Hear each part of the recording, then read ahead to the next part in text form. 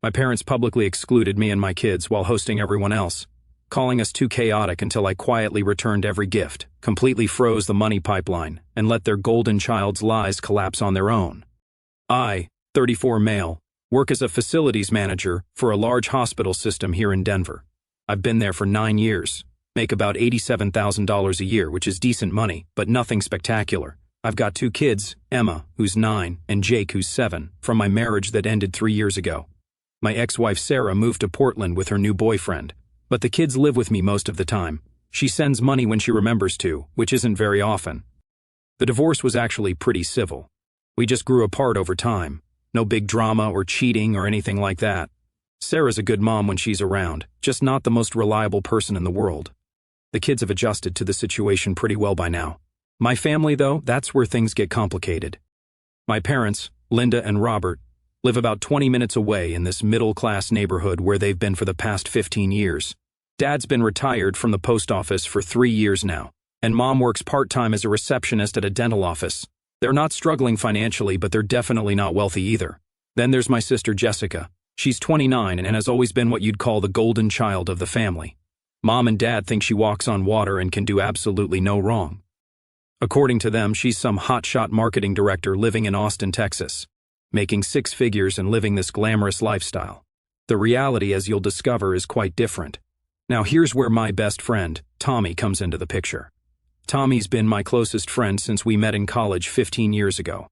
He works as a supervisor for the city's water department and has absolutely zero filter when it comes to calling people out on their garbage. He tells you exactly what he thinks, which usually involves brutally honest observations about people and situations that most folks would sugarcoat. Tommy's also the guy who warned me years ago that my family was treating me like their personal ATM machine. Dude, he told me after my parents asked me to help pay for their new fence last summer. Your sister supposedly makes more money than you, but somehow you're always the one they call when they need cash. That's not normal family behavior. I should have listened to him much sooner than I did. So anyway, it's February of this year, and Mom calls me about her 60th birthday party coming up in March. Usually her birthday is this massive production. She absolutely loves being the center of attention and expects everyone to make a huge fuss over her. We're talking decorations, fancy cake, the whole 9 yards. Honey, she says during the phone call, I think this year might be too hectic with everything that's going on. Maybe we should keep it small and simple and skip having you and the kids over this time. I was genuinely confused because Mom never wants to keep her birthday celebrations small.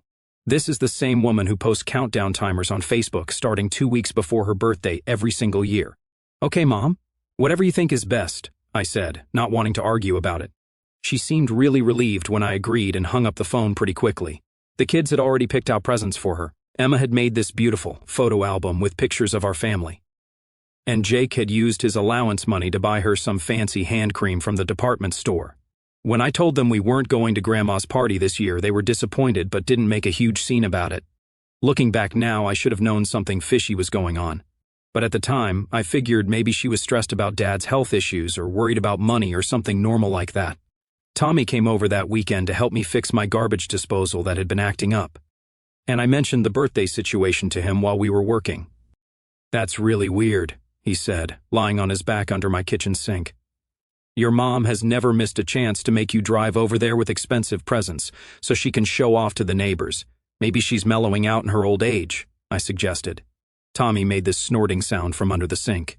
Yeah, right. Something fishy is definitely going on here. Mark my words. As usual, he was absolutely right. Mom's birthday came and went without a single word from anyone in my family, which struck me as really strange because usually Mom calls the day after her party to either complain that I didn't spend enough money on her gift or to tell me all about who showed up and what presents they brought her and how wonderful everything was. I was at work the following Tuesday, sitting at my desk going through maintenance requests when I got a text message from my cousin Danny.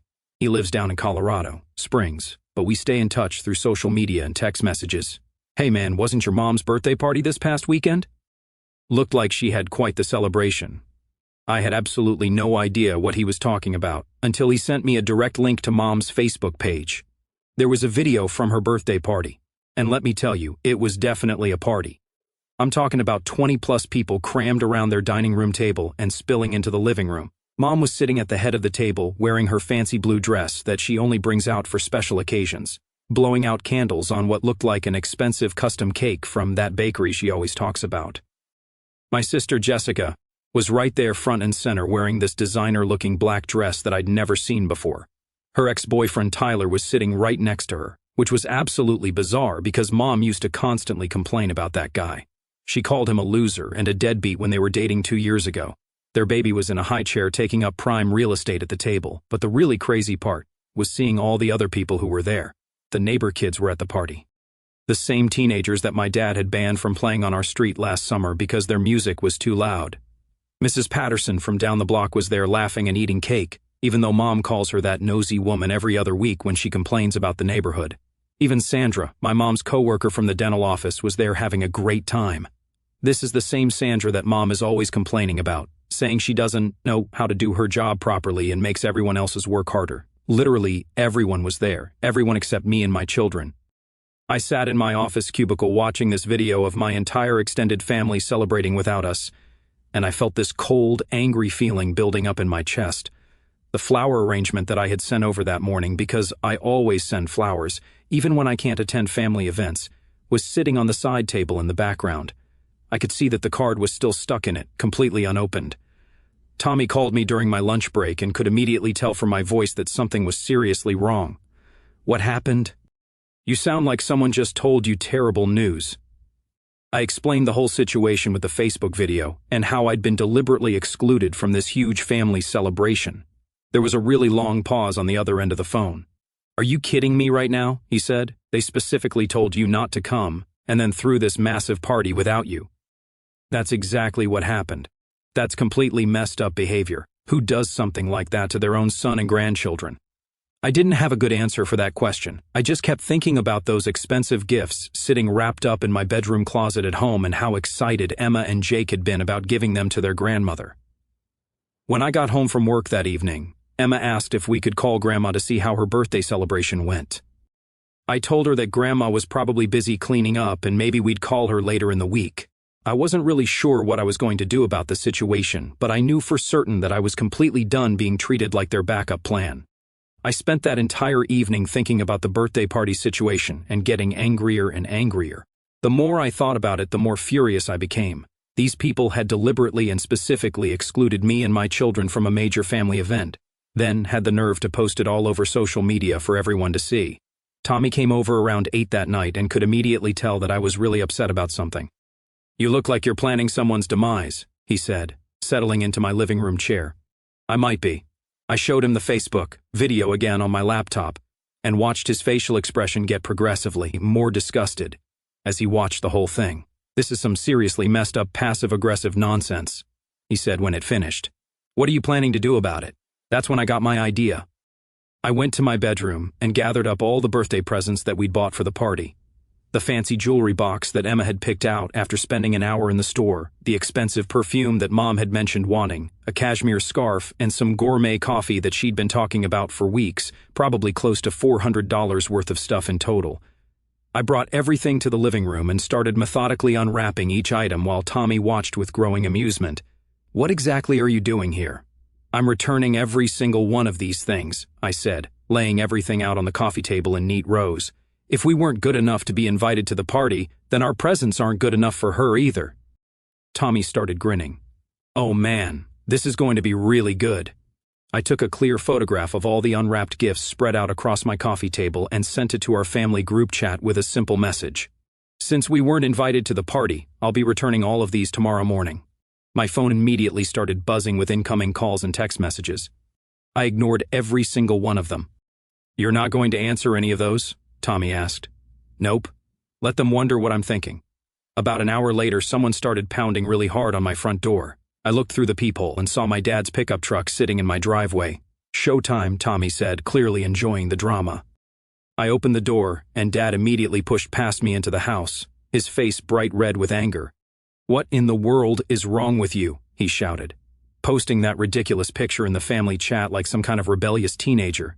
"You invited half the neighborhood except your own son and grandchildren," I said calmly. "What's wrong with you?" Tommy stepped into view behind me, and Dad's expression shifted slightly. He knew that Tommy didn't take garbage from anyone and wouldn't hesitate to speak his mind. "This is private family business," Dad said to Tommy. "I'm just here observing the situation," Tommy replied with a casual shrug. Dad turned his attention back to me. "We needed to keep things low-key this year. Jessica's been going through some difficult stuff lately."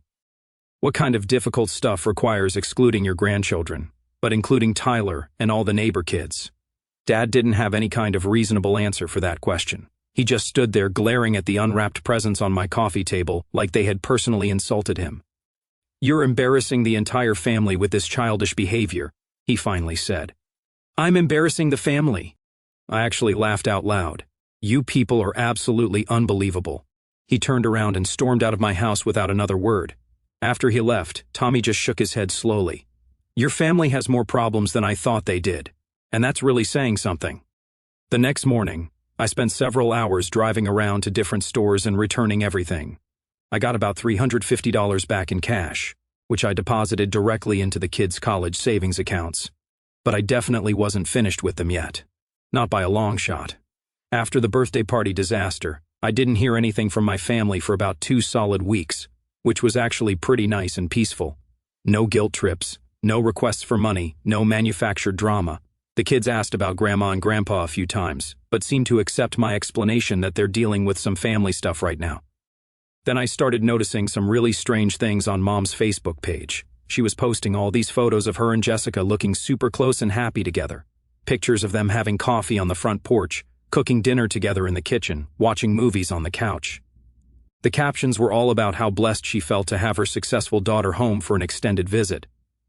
This struck me as really weird because Jessica supposedly had this high-powered marketing director job down in Austin. She was constantly posting pictures from business trips and fancy restaurants, always talking about her major clients and her important campaigns.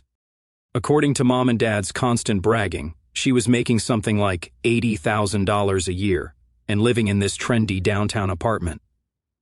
But in Mom's recent photos, Jessica looked completely different. Tired and worn out, no makeup, wearing old, faded clothes, not the polished, professional Instagram version of herself that she usually presented to the world. Tommy noticed the change too when I showed him the posts on my phone. "Your sister looks like she's been living rough," he said, scrolling through the pictures. "What happened to that hotshot marketing career she's always bragging about?" I didn't know the answer to that question, but I was definitely about to find out.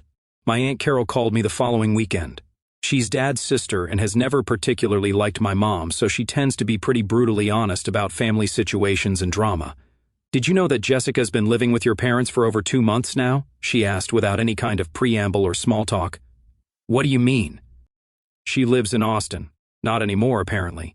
I ran into her at the grocery store last week, and she was using food assistance benefits." "Food assistance?" The supposedly successful marketing director.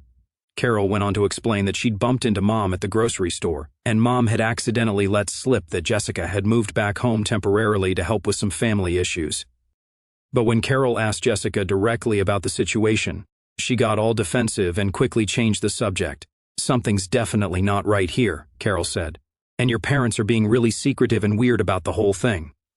I started paying much closer attention to Jessica's social media after that conversation. She never posted anything from Austin anymore. All her recent photos were clearly taken at Mom and Dad's house or around our hometown. Her Instagram account had gone completely quiet except for occasionally reposting old photos from better times. Then Tommy, who's basically like a detective when he gets curious about something, decided to do some investigating on LinkedIn. You need to hear this. He called me at work the next day. "Your sister got fired from her job back in November. Her LinkedIn profile says she's exploring new opportunities, which is basically corporate speak for completely unemployed." November. She'd been unemployed for almost 5 months and nobody had bothered to tell me. While I was working overtime shifts and taking care of my kids completely on my own, my parents were secretly supporting their golden child and pretending like everything was perfectly fine. But that wasn't even the most interesting part of Tommy's investigation. He managed to find her public Venmo transactions, because she's apparently not very smart about privacy settings. She's been paying rent on that Austin apartment with Venmo payments from someone called Mom L. Your mother has been funding her entire fake lifestyle this whole time. So, the successful marketing director was actually just an unemployed mooch living off my parents' retirement savings, while while they excluded my children from family events for being too chaotic. I was finally starting to see the real picture here, and it was making me absolutely furious. About a week after I discovered the truth about Jessica's employment situation, I got a text message from Dad. "We really need to talk with you. Can you come over to the house on Sunday afternoon?" I knew exactly what this meeting was going to be about. They'd finally run out of money to support Jessica's fake lifestyle, and now they needed their reliable cash source, me, to bail them out of the mess they'd created. I told Tommy about the text, and he immediately wanted to come with me to the meeting. "No way am I missing this conversation," he said. "This is going to be more entertaining than anything on television." Sunday afternoon rolled around, and I drove over to my parents' house with Tommy riding shotgun. Jessica's beat-up Honda Civic was parked in the driveway, the same car she'd had since college. Definitely not the BMW that she claimed to be driving in Austin. Mom answered the front door, and her face immediately fell when she saw Tommy standing behind me. "Oh, I was hoping this could be a private family conversation," she said with obvious disappointment. "Tommy is family to me," I replied firmly. "He's been more supportive and honest than you people have been." We all gathered in the living room, and Mom brought out coffee and store-bought cookies like this was some kind of pleasant social visit. Jessica was sitting on the couch looking really uncomfortable, wearing sweatpants and an old college t-shirt. Dad cleared his throat and got straight to business. "So, we wanted to have a serious talk with you about Jessica's current situation." "What situation would that be?" I asked, even though I already knew exactly what he was referring to. Mom immediately jumped into the conversation. "She's been going through a really difficult time lately. Her company had major layoffs, and she unfortunately lost her position. It's absolutely not her fault. These things just happen in the corporate world these days." Jessica nodded along with the story like she was the innocent victim of circumstances beyond her control. "It's been incredibly stressful," she added. "I'm actively trying to find something new in my field, but the job market is absolutely terrible right now." Tommy made a quiet sound beside me that might have been suppressed laughter. "So, what exactly do you need from me?" I asked directly. Dad and Mom exchanged meaningful glances before Dad spoke up. "Well, she's been staying here temporarily while she gets back on her feet financially, but it's been putting a strain on our budget and with our fixed retirement income." "You want me to give you money?" I said flatly. "Not give exactly," Mom said quickly. "More like a temporary loan, just until she finds a new position." "How much money are we talking about here?" Another meaningful glance between my parents. "Maybe $2,000 a month for a few months," Dad suggested, "just to cover her basic living expenses." I almost started laughing right there. They wanted me to pay $2,000 every month to support the same sister who had been too good to include my children at her birthday party. "Jessica," I said, looking directly at her, "how long have you actually been unemployed?" She shifted uncomfortably on the couch. Since last November. And how long have you been living here with Mom and Dad?" "Since December." Tommy leaned forward in his chair. "So, let me make sure I understand this correctly. You've been unemployed for 5 months, living off your parents' retirement money, but somehow that didn't prevent you from excluding your brother and his children from the family birthday celebration." Jessica's face turned bright red. "That decision wasn't mine to make, but you certainly went along with it," I pointed out. Mom tried to redirect the conversation. "Let's not get distracted by past issues. The important thing right now is helping family members when they need support." "You're absolutely right," I said, standing up from my chair. "Jessica definitely needs help. She needs to get a job. Any job. The fast food places are hiring." The room went completely silent. Jessica looked genuinely horrified at the suggestion. "She's not going to work at some fast food restaurant," Mom said indignantly. "She has a college degree and professional experience." "So do lots of people working in retail and food service," Tommy pointed out. "Welcome to the real world." I headed toward the front door. When Jessica gets any kind of job, literally any job at all, and apologizes directly to my children for excluding them from the party, then maybe we can discuss me helping with something reasonable. Until that happens, you're completely on your own. As we walked out, I could hear Mom starting to cry and Dad saying something about family obligations and responsibilities. "That went really well," Tommy said as we got into my truck. But I definitely wasn't finished with them yet. Not even close. About a month after the awkward money meeting, things had been completely quiet on the family front. No phone calls, no text messages, no Facebook posts trying to guilt me into family gatherings. I figured they were just waiting for me to change my mind and come crawling back with my checkbook ready. Then Jessica called me directly, which was pretty unusual since we barely ever talked one-on-one about anything. "Hey, can we maybe meet for coffee sometime this week?" she asked. I really want to apologize for everything that's happened. I was skeptical about her motives, but curious enough to agree. We arranged to meet at a coffee shop near my workplace. She showed up looking significantly better than she had at my parents' house. Makeup applied, decent clothes, hair styled properly. She ordered a $6 specialty drink, which seemed pretty odd for someone who was supposedly completely broke. "I'm really sorry about the whole birthday party situation," she started. "Mom and Dad made that decision, and I should have spoken up for you and the kids." "Okay," I said, waiting for her to get to the real reason she'd wanted to meet. "I've been applying for jobs everywhere, but the competition is really intense. I actually have an interview next week for a marketing coordinator position, but I need some professional clothes and I don't have the money for them right now." There it was. She wanted me to buy her an interview outfit. "How much money are we talking about?" I asked. "Maybe $300, just for a decent suit and some professional shoes. I'll definitely pay you back as soon as I get hired." I studied her face carefully. "Jessica, are you actually looking for work, or are you just telling people that?" She looked genuinely offended by the question. "Of course I'm looking. Do you think I want to live with Mom and Dad forever?" Something about her tone really bothered me. She sounded more annoyed about living with them than grateful that they were supporting her completely. "What kinds of positions are you applying for?" "Marketing director roles, brand manager positions, senior coordinator jobs, positions that match my experience level and education. Have you considered applying for entry-level positions, retail management, customer service, anything just to get some income flowing?"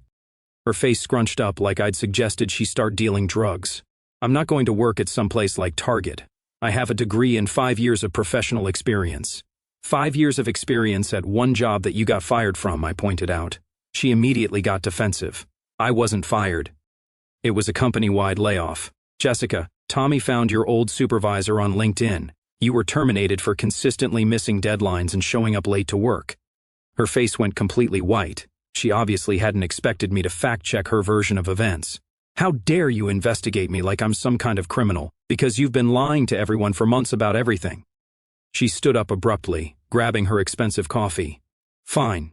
Don't help me then, but don't come complaining to me when Mom and Dad need expensive medical care and can't afford it because they spent all their savings supporting me, instead of keeping it for emergencies." That was basically a direct threat. Either help fund her lifestyle or watch my parents go broke paying for it. After she stormed out, I called Tommy and told him about the entire conversation. "She's absolutely unbelievable," he said. "But you know what's interesting? I drove past your parents' house yesterday on my way to work and saw a car in the driveway that I'd never seen before. Silver Toyota with temporary license plates. That was definitely interesting information.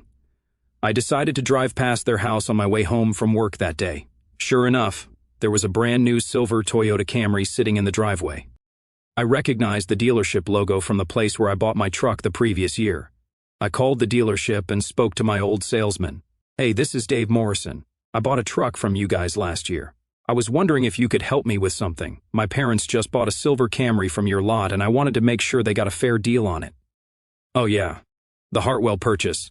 That was actually a really smooth transaction. Your sister paid the full amount in cash. The whole thing was finished in about an hour. Paid cash." Jessica, who was supposedly broke and couldn't afford interview clothes, had just purchased a $25,000 car with cash money.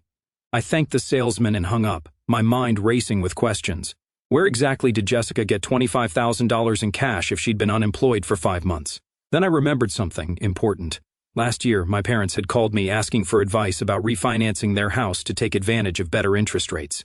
I'd thought it sounded like smart financial planning at the time. I called my friend who works at the local bank and asked him to look up their mortgage information. What he told me made my blood pressure skyrocket. They'd completed a cash-out refinance 6 months ago, borrowing $40,000 against their house equity, right around the time Jessica had moved home temporarily. They'd been funding her entire fake lifestyle with a second mortgage on their house, then had the absolute nerve to ask me for money while she went out and bought herself a brand new car. I was completely done playing nice with these people. It was time for some serious consequences. After discovering the cash-out refinance and Jessica's brand new car purchase, I realized that my family wasn't just entitled and selfish. They were actively trying to scam me. They'd borrowed against their house to fund Jessica's fake lifestyle, then attempted to guilt me into paying monthly support while she drove around in a car that was newer than mine. But here's the thing they had forgotten about. I'm not just some pushover they could manipulate indefinitely. I'm a facilities manager who knows how to research situations, plan solutions, and execute complex projects. I was about to treat this family situation like the most important project of my entire career. First, I called my lawyer and explained the complete situation to him. I asked what legal options I might have available. Well, he said thoughtfully, if they took out that refinance loan under false pretenses or used your name somehow without permission, that could potentially be fraud. But honestly, the most effective approach is probably just removing yourself from their financial equation completely and letting them face the natural consequences of their own decisions. That conversation gave me a brilliant idea. I spent the following week doing extensive research on their financial situation. I discovered that Mom and Dad's new mortgage payment was $800 higher per month than their previous payment. With Dad's postal pension and Mom's part-time receptionist job, they were bringing in approximately $3,200 monthly. Their basic living expenses, utilities, food, insurance, and other necessities were probably around $2,500.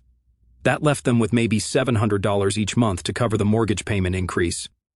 They were already completely underwater financially, and Jessica's $25,000 car purchase had probably eliminated most of their remaining cash from the refinance.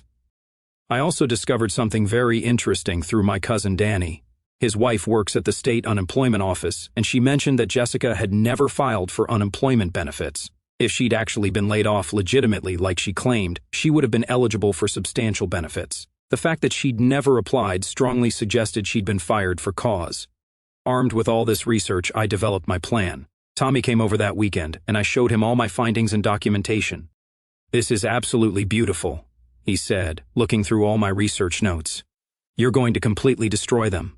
"I'm not destroying anyone," I corrected him. "I'm simply removing myself from their financial support system and letting natural consequences take over."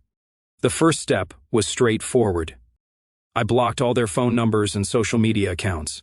No more guilt trips, no more manipulation attempts, no more emergency requests for money. The second step was more satisfying.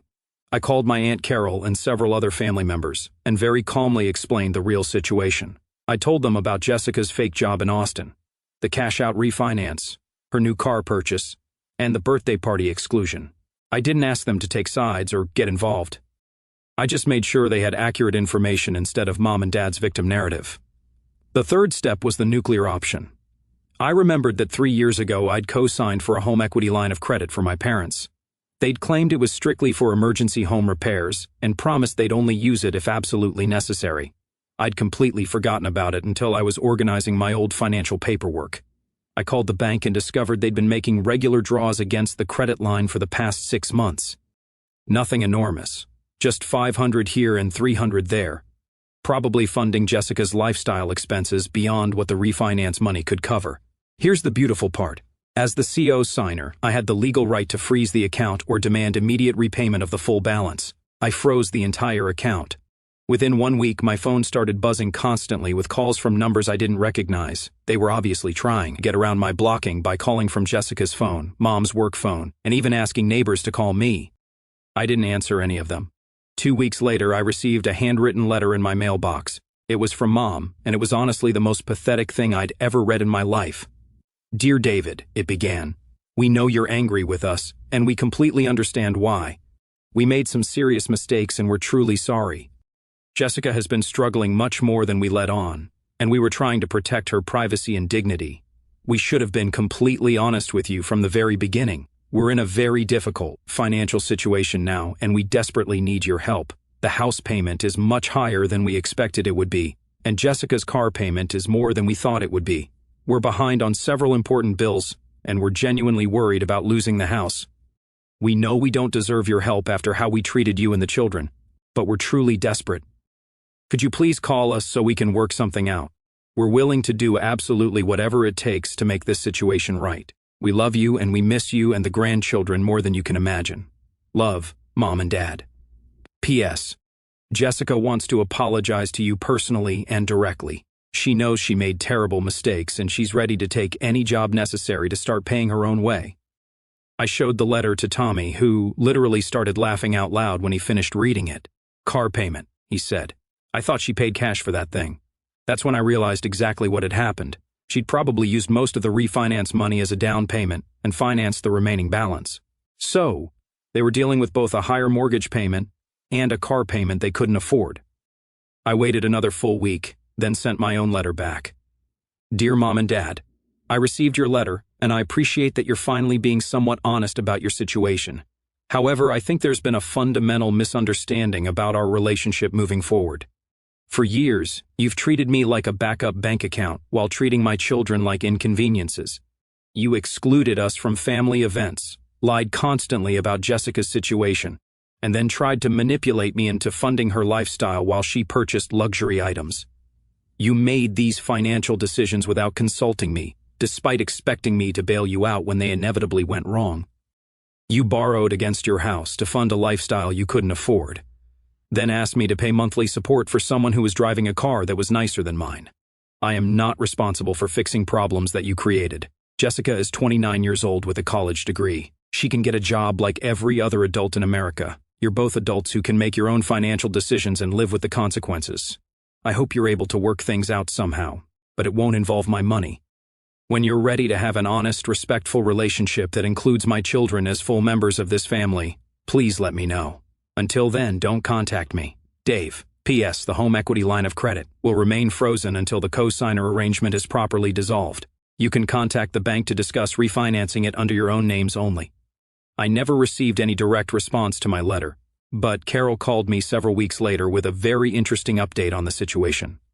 "Your parents are selling the house," she informed me, "and Jessica moved in with some guy she met through online dating. Apparently, he has money and doesn't mind supporting her." "Good for her," I said, and I genuinely meant it. 6 months later, I heard through various family connections that Mom and Dad had downsized to a small 2-bedroom apartment across town, and Jessica was engaged to her new boyfriend, a divorced plumbing contractor with 2 kids who seemed happy to take care of her financial needs. My kids ask about their grandparents occasionally, but they've adjusted to the new situation remarkably well. We spend holidays with Tommy's extended family now, and Emma and Jake absolutely love playing with his nephews and nieces. We've built our own chosen family that's based on genuine love and respect, instead of manipulation and financial obligation. Sometimes Tommy brings up the whole situation and just shakes his head in amazement. "I still can't believe they thought they could run that kind of scam on you," he says. "The best part is, they basically did it to themselves." I always reply, "I just stopped enabling their bad behavior. And that's the absolute truth. I didn't destroy my family. I simply stopped allowing them to destroy me financially and emotionally." Sometimes the most effective revenge is simply stepping out of the way and letting people face the natural consequences of their own choices. They made their bed with their lies and manipulation and financial irresponsibility. Now they get to lie in it permanently.